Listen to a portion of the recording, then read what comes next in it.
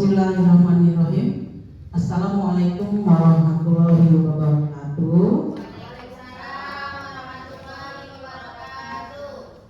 Yang terhormat Ibu Kepala UPTSDN 01 Taman Asri, yang terhormat Bapak-bapak dan Ibu Guru UPTSDN 01 Taman Asri, terima kasih sudah kita bisa dengan berita untuk melakukan sosialisasi diseminasi satu di tempat kegiatan dulu bergeraknya. Puji syukur kita panjatkan kehadirat Allah Subhanahu wa Ta'ala yang mana atas rahmat dan berkahnyalah kita semua di sini dapat berkumpul tanpa kurang suatu apapun dalam keadaan sehat walafiat, dan selawat serta salam kita sanjungkan kehadirat Nabi Muhammad Sallallahu Alaihi Wasallam yang selalu kita nantikan syafaatnya di yaumul akhir. Amin amin ya rabbal alamin. Bapak dan Ibu guru semuanya, Ibu UPTSDN Taman Asri,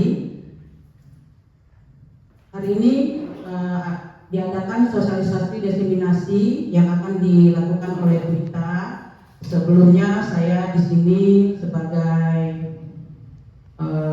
moderatornya, dan susunan acara yang akan kita laksanakan hari ini yang pertama yaitu pembukaan. Sudah kita buka tadi dengan membaca. Marilah kita buka acara ini dengan membaca basmalah. Bismillahirrahmanirrahim. Amin. Terima kasih. Dan acara yang kedua yaitu sambutan dari Ibu Kepala UPT SDN 01 Taman Asri. Waktu dan tempatnya kami persilakan Ibu.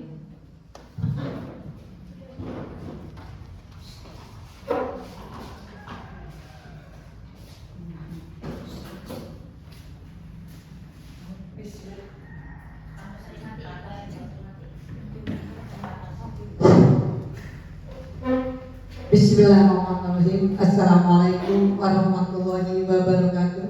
Waalaikumsalam. Bapak Ibu Dewan Guru SDN 01 Taman Asri yang saya hormati, kita panjatkan puji dan syukur atas nikmat yang telah diberikan Allah kepada kita sehingga kita bisa berkumpul di ruangan ini dalam rangka demonstrasi aksi nyata modul 1.4 budaya positif atas nama Ika Sarifah SPD. Selawat serta salam dan kita sambungkan dari Nabi Muhammad Sallallahu Alaihi Wasallam. Terima kasih kepada Ibu Ika. Alhamdulillah Ibu Ika sudah sampai di titik ini. Makanya seperti saya kemarin, saya selalu bersyukur, sangat bersyukur sama sekali mempunyai mitra kerja yang kayak kalian, semangat ya. Semangat terus untuk memaju, untuk mencerdaskan anak bangsa ya. Ini adalah salah satu program yang baik seperti kata saya dulu, yaitu peningkatan mutu ya. Bukan berarti ini peningkatan mutu untuk diri kita Sarifah, dan ini nanti akan dikembangkan kepada anak-anak semua dan kepada teman-teman kalian semua yang belum memasuki acara program ini. Semoga program ini selalu dilancarkan ya, dimudahkan, tidak ada halangan dan rintangan sampai di akhirnya nanti ya. Memang semuanya butuh proses Ibu Ika ya. Jangan merasa kamu sendiri yang ini karena di sekolah ini ada banyak suhunya. Jadi harapan saya selaku kepala sekolah, kami selalu mensupport kamu ya, apapun bentuknya. Karena ini adalah kebaikan kita bersama, mestinya untuk dirimu sendiri ya. Maka sekali lagi tidak banyak yang saya sampaikan pada hari ini. Sangat bersyukur ya, sangat bersyukur sekali. Mudah-mudahan yang belum ini nanti bisa mengikutinya ya, program ini ya. Mungkin itu saja yang dapat saya sampaikan. Saya akhiri. Wa taufiq wal hidayah. Wassalamualaikum warahmatullahi wabarakatuh.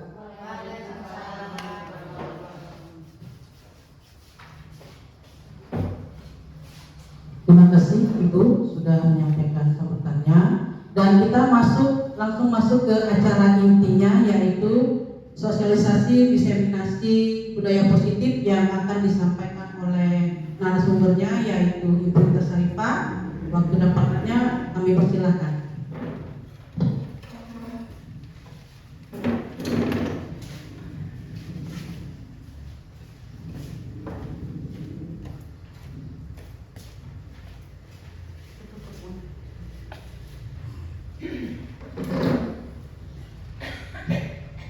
Assalamualaikum warahmatullahi wabarakatuh. Yang saya hormati Ibu Kepala Sekolah UPT SDN 01 Semanasri serta Bapak Ibu Dewan Guru UPT SDN 01 Taman Asri. Puji syukur kita panjatkan kehadirat Allah Subhanahu wa Ta'ala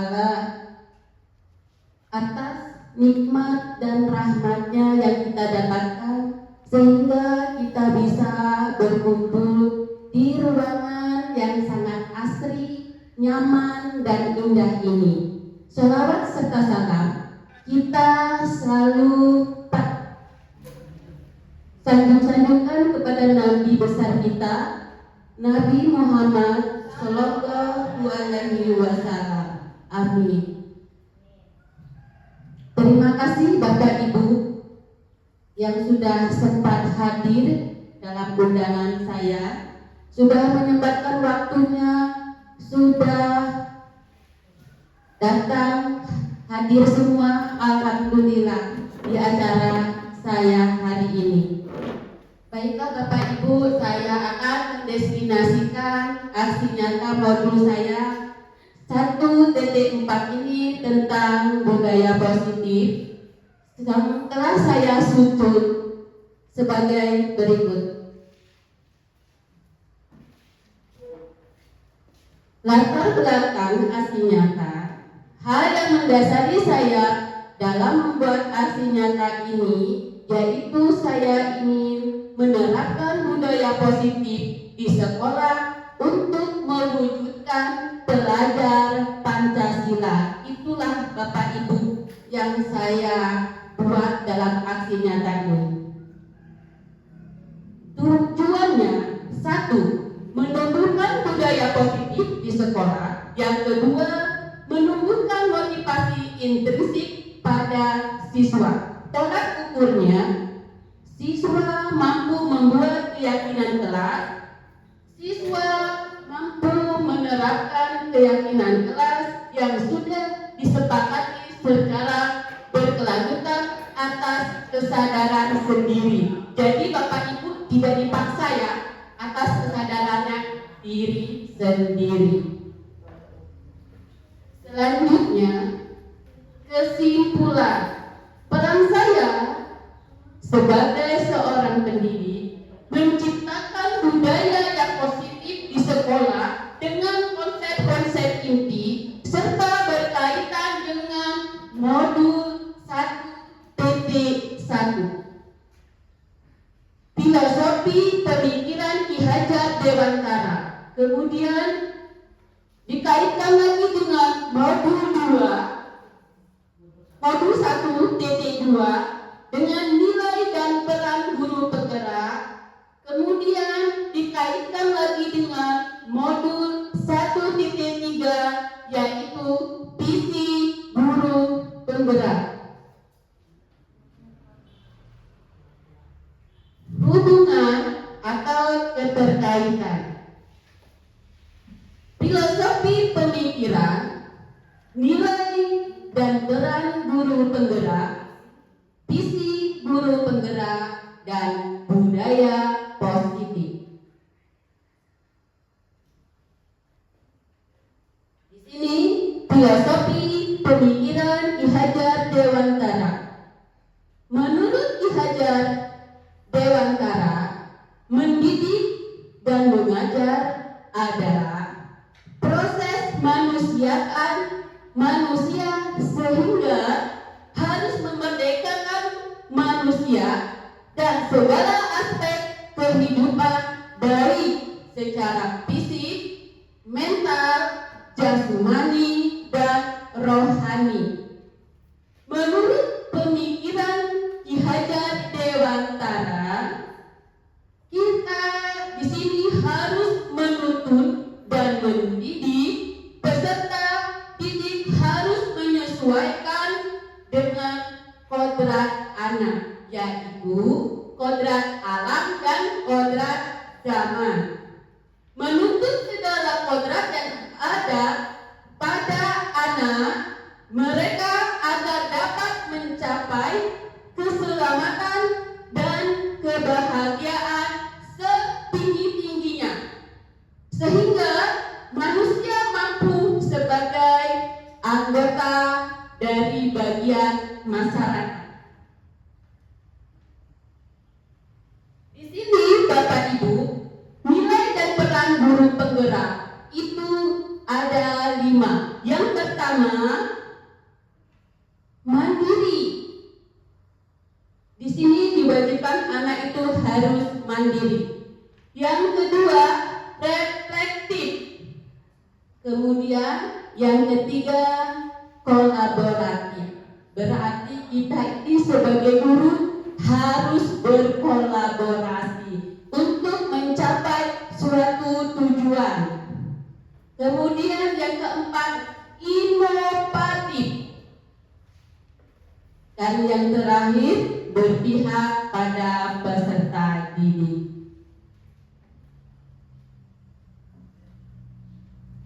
Visi guru penggerak. Visi penguru gerak di sini saya ingin menciptakan peserta didik yang berakhlak mulia, mandiri, berkarakter, berbudaya, dan berwawasan global. Budaya positif di sini perwujudan dari nilai-nilai atau keyakinan universal yang diterapkan di sekolah.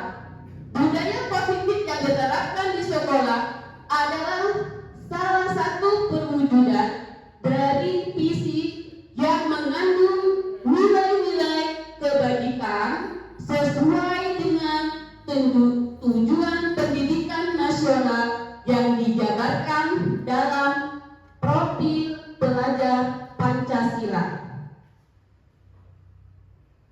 Disiplin positif dan nilai-nilai kebajikan universal. Teori kontrol. Yang pertama, ilusi guru mengontrol murid. Berikutnya, ilusi bahwa semua penguatan positif, efektif, dan bermanfaat.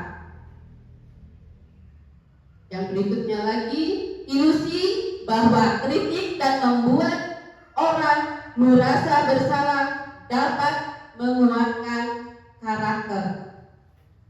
Selanjutnya, ilusi bahwa orang dewasa memiliki untuk hak memaksa.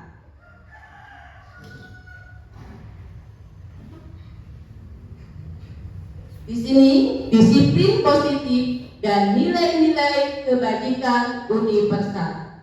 Bagaimana seorang bisa berubah dari paradigma stimulus respon kepada pendekatan teori kontrol?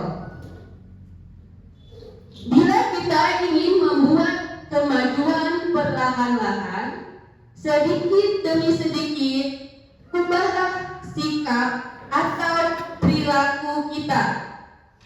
Namun, bila kita ingin memperbaiki cara-cara utama kita, maka kita perlu mengubah kerangka acuan kita.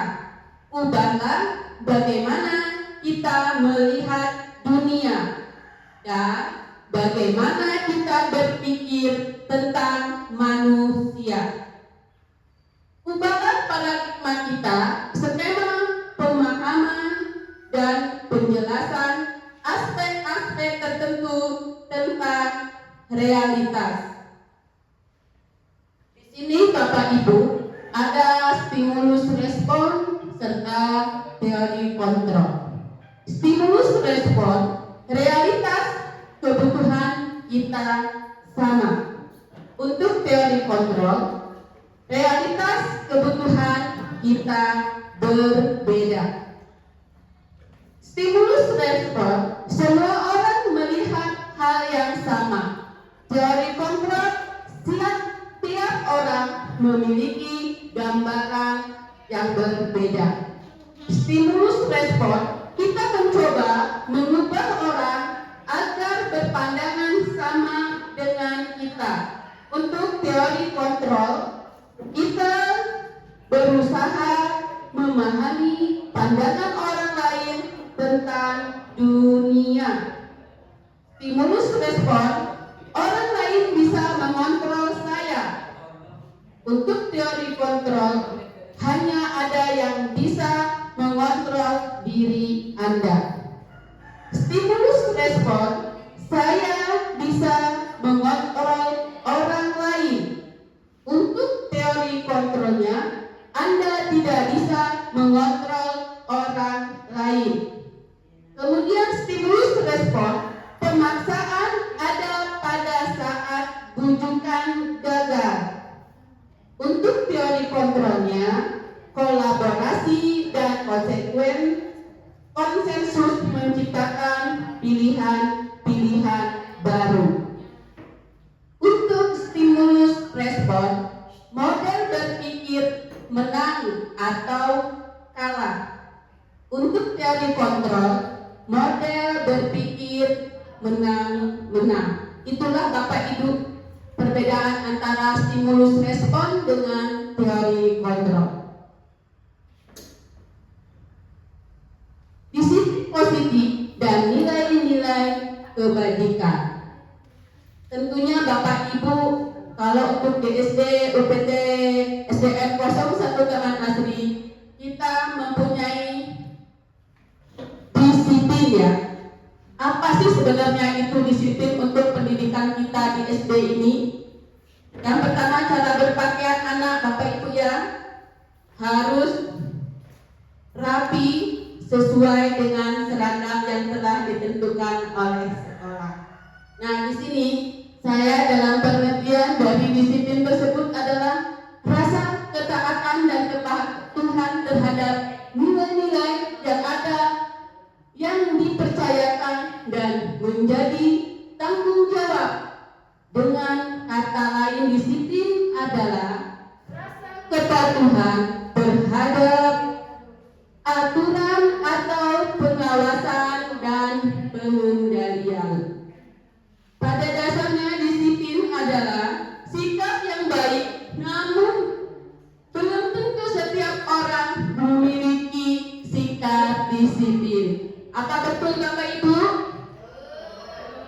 Dalam praktiknya, disiplin di sini membutuhkan dan setiap aktivitas kita mulai dari sekolah, pekerjaan, masyarakat, bahkan diri kita sendiri. Sikap disiplin harus dipelajari dan dibiasakan sejak kecil.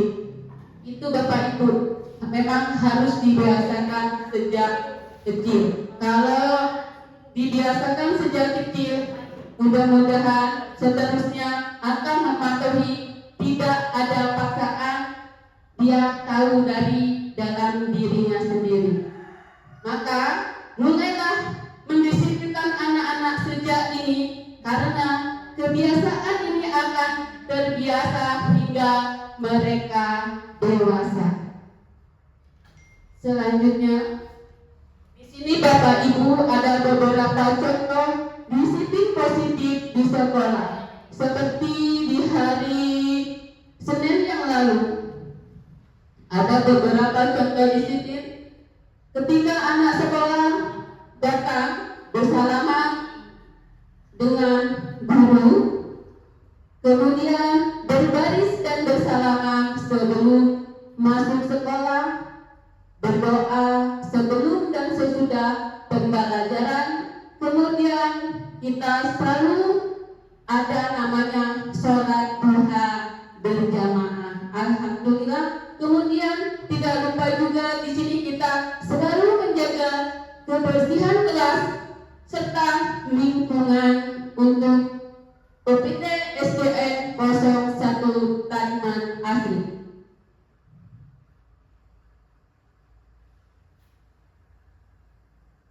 Nilai-nilai kebajikan.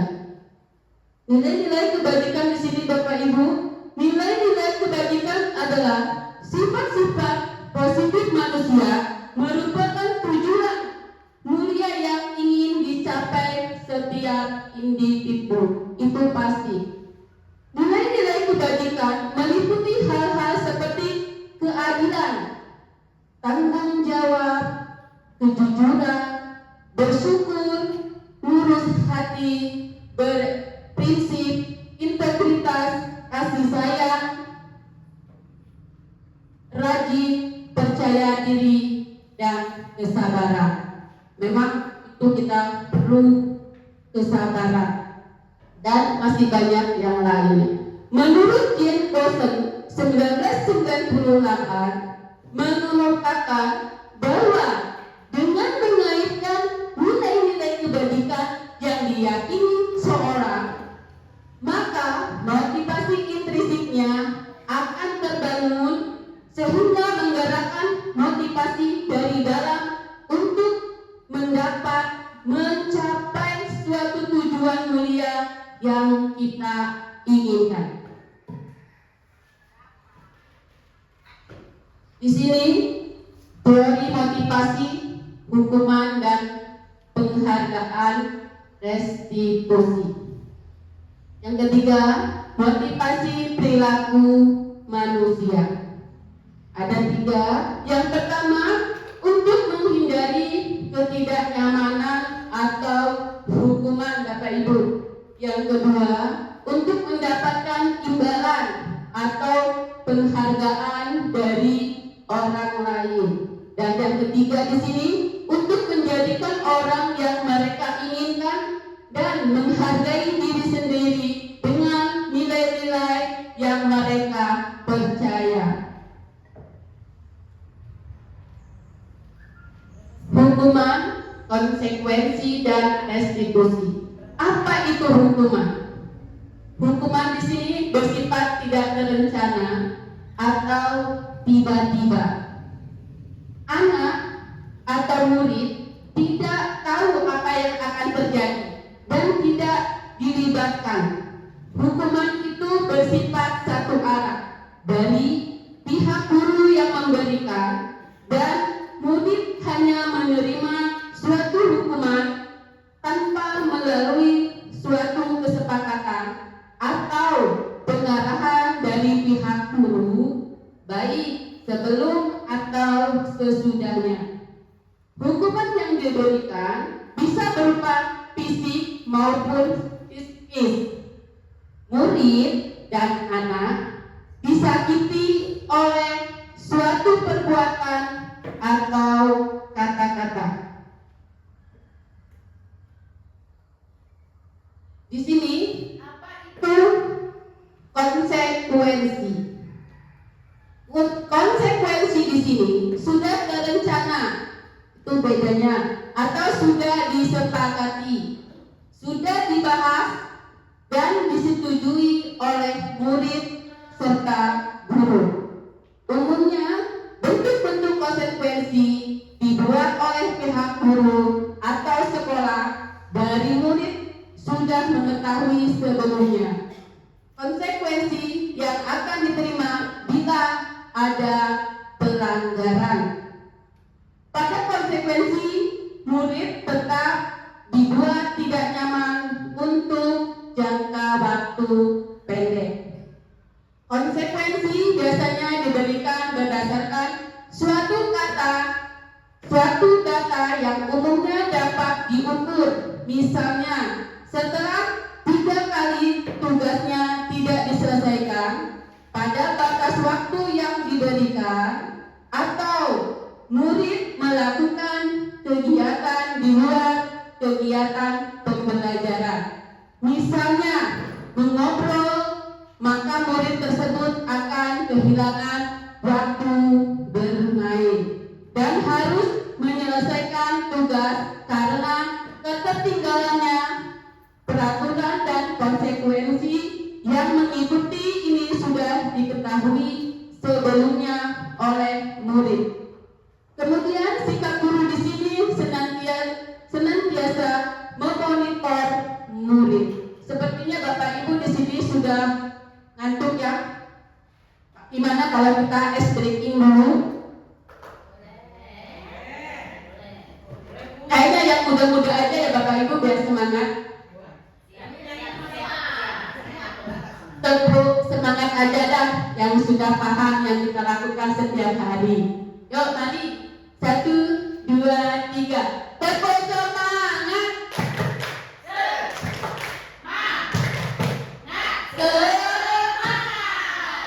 Alhamdulillah, terima kasih Bapak Ibu.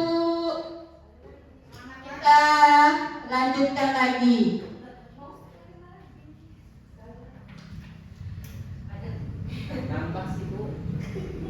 Sudah Pak, waktunya sudah berjalan. Di sini kita melanjutkan lagi. Apa itu restitusi?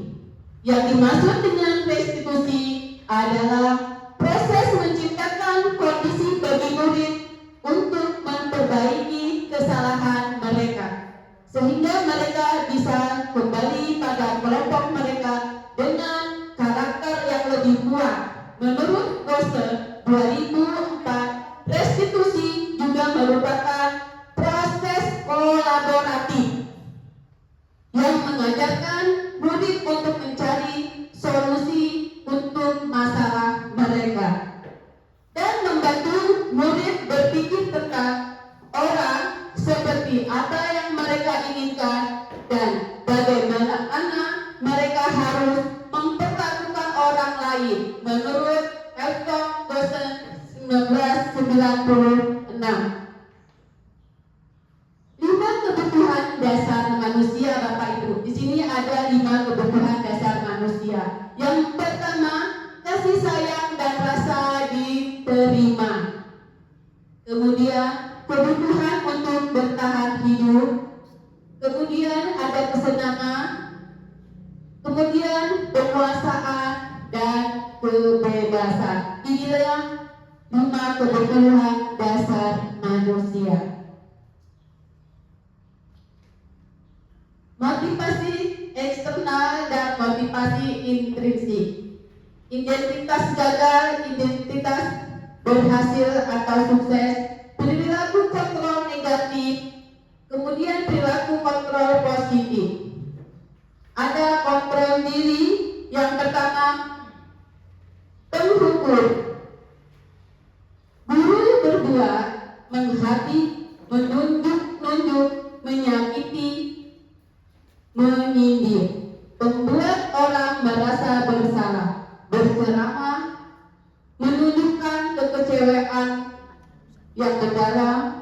Kemudian untuk perilaku kontrol positifnya, teman membuatkan alasan-alasan untuk murid-muridnya. Sebagai pemantau, menghitung dan mengukur. Sebagai manajer, mengajukan pertanyaan-pertanyaan.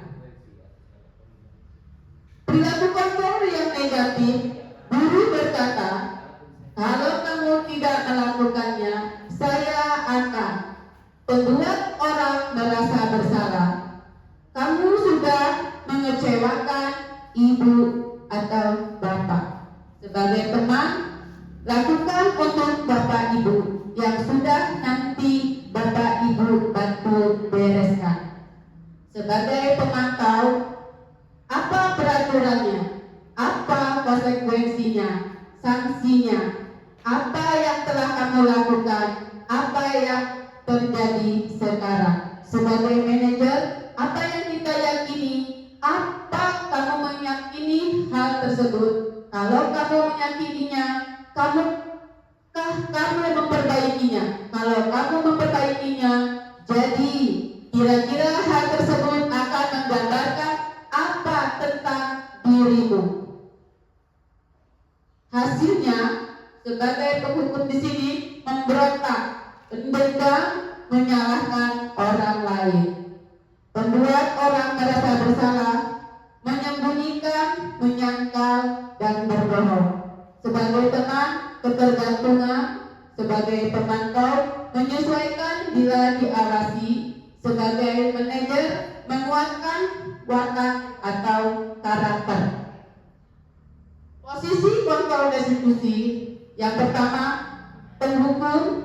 Yang kedua, pembuat merasa bersalah. Yang ketiga, teman. Dan 4, pemantau. Dan yang kelima itu sebagai manajer.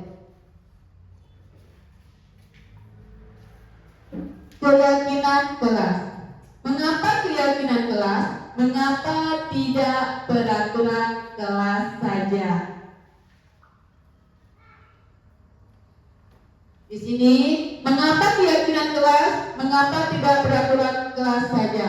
Makanya Bapak Ibu, di sini kita menekankan pada keyakinan seseorang akan lebih termotivasi seseorang dari dalam. Seseorang akan lebih tergerak dan bersemangat untuk menjalankan keyakinannya daripada hanya sekedar mengikuti serangkaian peraturan tertulis tanpa makna.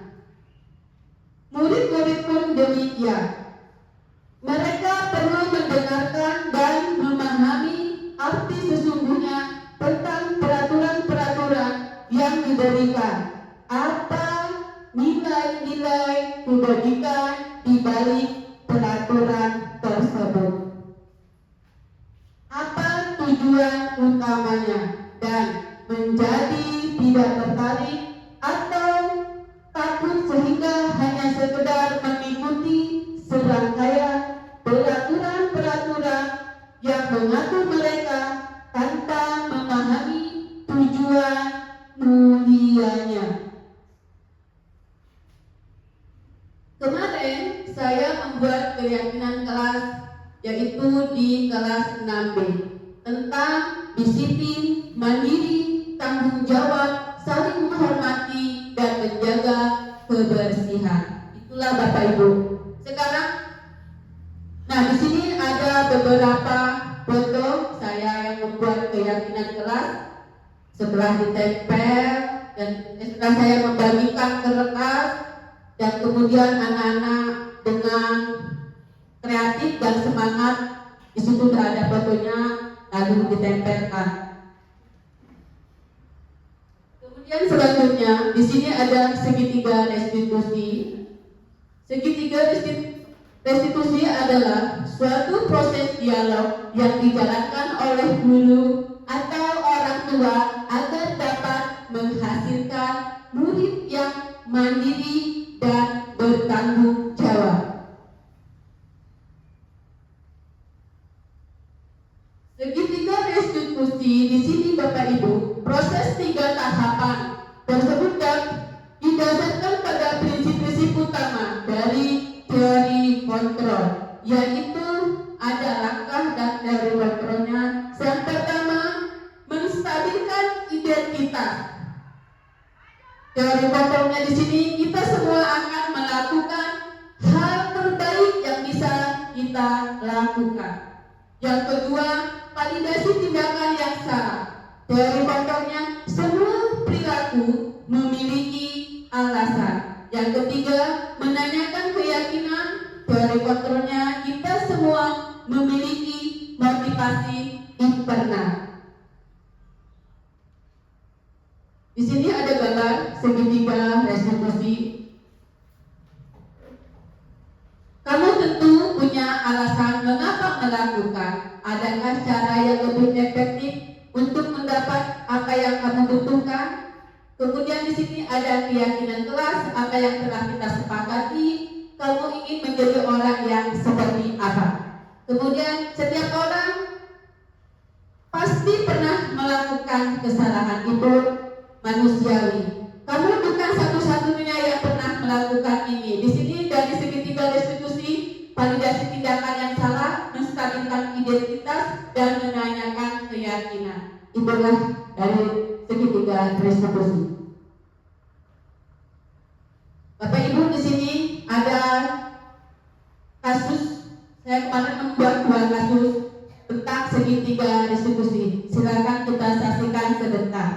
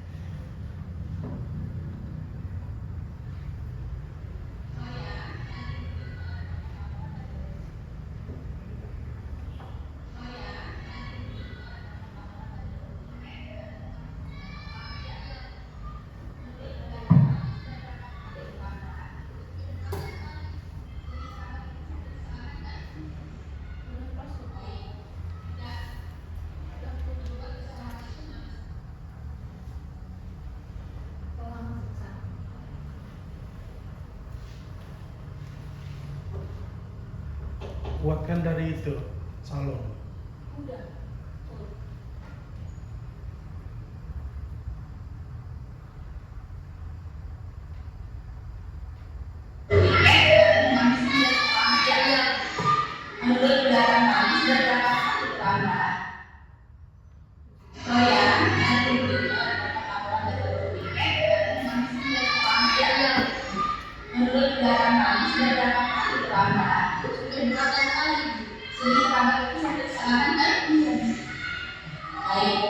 Tidak berbuat kesalahan itu manusiawi. Setiap orang pasti melakukan kesalahan. Yang terpenting belajar dari kesalahan tersebut dan berusaha untuk memperbaikinya. Setuju? Setuju. Oh ya, kita cari solusinya bersama ya. Kalian setiap anak pasti mempunyai alasan. Kenapa setiap anak kabar? Karena saya sering begadang dan main HP terus. Kamu tahu jadi yang kita bilang kalau perangkat dari sekolah sesuai dengan jadwal kelas itu tidak menurut kamu belajar yang sudah kamu langgar bisa tinggi betul karena dengan menghargai waktu itu penting dan sangat bermanfaat bagi menghadirkan orang sekitar kita dapat pekerjaan dari hidup dan dapat melatih rasa kepedulian. Ya Bu, saya mendesak kesimpulan dan saya ya hak yang sangat baik yang sudah kamu lakukan saat ini. Menurut kamu apa yang akan kamu lakukan agar kamu tidak datang terlambat ke sekolah? Saya akan juga lebih cepat dan tidak begadang malam jika datang ke sekolah kamu. Baik, kamu sudah menemukan solusinya kan? Ibu akan bekerjasama dengan orang tua kamu agar kamu tidak datang terlambat ke sekolah. Nah sekarang silakan kembali lagi ke kelas. Baik Bu, terima kasih. Iya sama-sama. Ada 2 kasus ya. Tadi Ibu dengar ada laporan dari ketua kelas. Kamu harus ketemu kalian sama Jaki. Oh begitu ya. Wajarlah kalau kamu marah dan kesal. Jika itu ada di posisi kamu, itu pasti akan melakukan hal yang sama. Lalu apa yang akan kamu lakukan terhadap Jaki?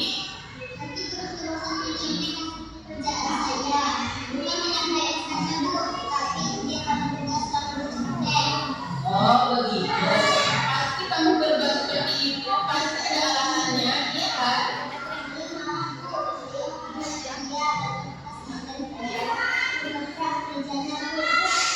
Ya, wajarlah kalau kamu merasa marah karena itu sangat menghargai tindakan kamu. Tindakan kamu melakukan hal yang buruk, hal yang tidak buruk. Misalnya memukul. Sekarang coba pikirkan, tindakan kamu marah sampai mengucap minta. Sesuai dengan keyakinan kita. Menurut kamu, keyakinan apa yang sudah dilanggar? Iya betul. Menurut kamu saling menghormati antar teman itu penting apa tidak menurut kamu? Baik, kalau menurut kamu itu penting, jadi keyakinan apa yang harus kamu lakukan pada saat kamu sedang marah? Kamu bersedia memperbaiki masalah ini? Apa yang akan kamu lakukan untuk memperbaiki masalah ini? Dia akan selalu bersabar dan menurunkan marah saya. Dan jika ada teman yang mencontek, saya akan melaporkan kepada guru saya, Bu. Ya, tepat sekali. Tindakan kamu Kailah. Tetap semangat ya. Sekarang silakan kembali lagi ke kelas.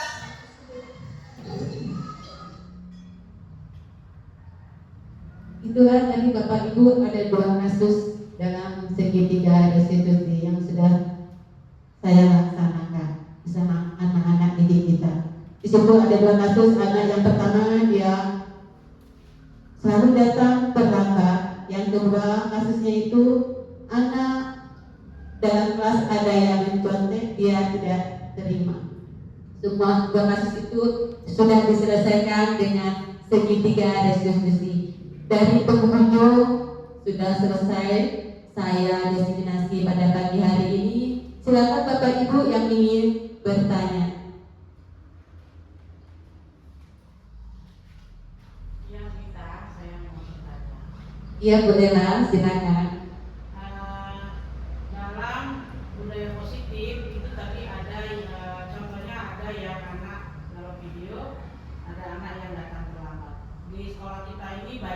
yang kejadian seperti itu, anak sudah kesalahan.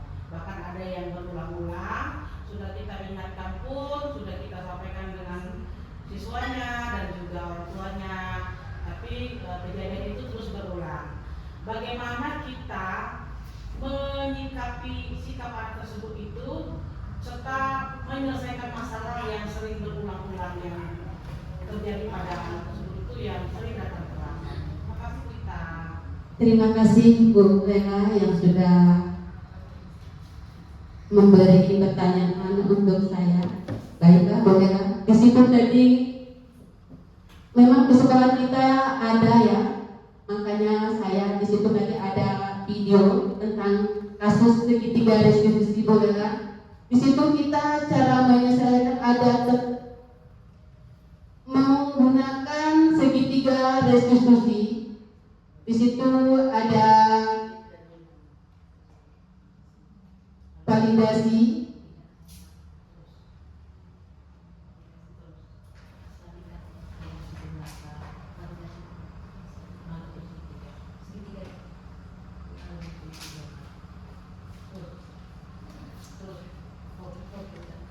nah dari segitiga restitusi ini yang sudah saya tanamkan Bu Lela dari CGT yang saya sedang jalani. Makanya kemarin saya ada laporan dari ketua kelas. Waktu itu saya posisi ada di kelas 6. Kemudian saya menanyakan kepada anak tersebut kenapa dia sering datang terlambat. Alasannya itu tadi Bu Lela, karena dia suka bergadang, kemudian memain HP. Setelah saya tanyakan kepada beliau, iya Bu, karena saya suka begadang, kemudian bermain HP. Saya cari solusinya. Kemudian solusi itu tidak bisa kita sendiri Bu, harus kolaborasi dengan orang tua. Setelah saya tanyakan, ternyata anak tersebut kurang pantauan dari orang tua. Kalau dia dapat dari pantauan dari orang tua, nggak mungkin anak itu bisa begadang. Karena tidak pantas masih SD suka begadang, apalagi main HP. Di situ ternyata main HP-nya dia game, jadi suka lupa dengan waktu dia. Setelah saya tanyakan dengan beliau dan telah menemukan, kemudian permasalahan tersebut sudah saya atasi. Kemudian dia juga berjanji tidak akan lagi datang terlambat, dia tidurnya akan tepat waktu dan ingin merubah belajar lebih giat lagi. Saya juga konsultasikan dengan pihak orang tuanya. Itu Bu Lela. Sama-sama Bu Lela. Ada lagi yang ingin bertanya? Saya Bu. Baik Bu Eka. Ya, saya cuma mau nggak menanyakan gitu ya, hanya ingin mendapatkan jawaban benar atau tidak. Di sini ada posisi kontrol restitusi. Ibu tadi menyebutkan bahwa posisi kontrol restitusi itu ada 5. Sedangkan yang saya paham, yang 1 sama 2 itu adalah posisi kontrol kita dulu sebagai guru. Sebelum kita tahu bahwa posisi kontrol restitusi itu ada di antara teman, pemantau, dan manajer. Ini dulu kita belum menerapkan tentang perilaku kontrol positif dan kontrol tinggi. Kalau dulu kan kita sebagai perilaku kontrol ini, ya. Sebagai penghukum ya Ibu. Yang saya tanyakan adalah, jadi kita sebagai guru sekarang, posisi mana yang harus kita jalankan? Apakah posisi kontrol yang ini atau posisi kontrol yang ini? Itu aja. Baik Ibu. Terima kasih Bu Eka atas pertanyaannya. Baiklah, saya akan menjawab dengan pertanyaan dari Bu Eka. Setelah saya mempelajari segitiga restitusi ini Bu Eka, ternyata kita dulu memang sebagai guru cuma melaksanakan penghukum supaya anak itu bisa menerapkannya. Ternyata itu salah Bu Eka. Karena kenapa? hubungan dengan penghukum itu anak jadi apa ya? Ada yang merasa dia tidak nyaman di dalam dirinya. Karena kalau sekarang kita harus sebagai guru itu sebagai manajer. Nah, di situ.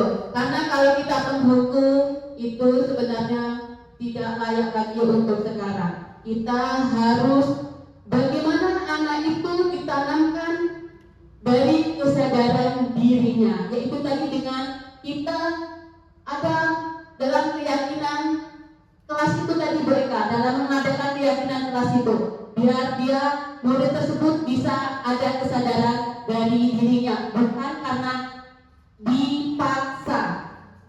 Itu Bu Eka sudah bisa dipahami? Bisa Bu Ita, terima kasih penjelasannya. Baik Bu Eka, ada yang lain Bapak Ibu yang ditanyakan?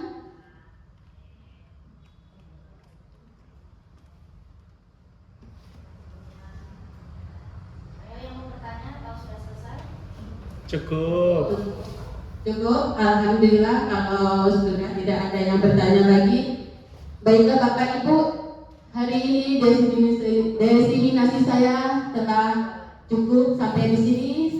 Saya mohon maaf bila ada kata saya kurang baik. Wabillahi taufiq wal hidayah. Wassalamualaikum warahmatullahi wabarakatuh. Waalaikumsalam warahmatullahi wabarakatuh.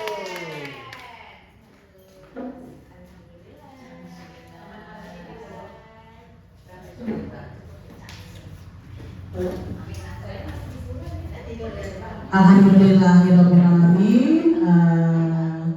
Semua materi yang sudah disampaikan berita semoga bisa menjadi ilmu baru untuk kita ya Bapak Ibu, dan bisa kita terapkan nanti kepada peserta didik. Sampaikan kita di penghujung acara yaitu penutup. Sebelum kita tutup acara ini, marilah kita tutup dengan membaca hamdalah. Alhamdulillahirobbilalamin.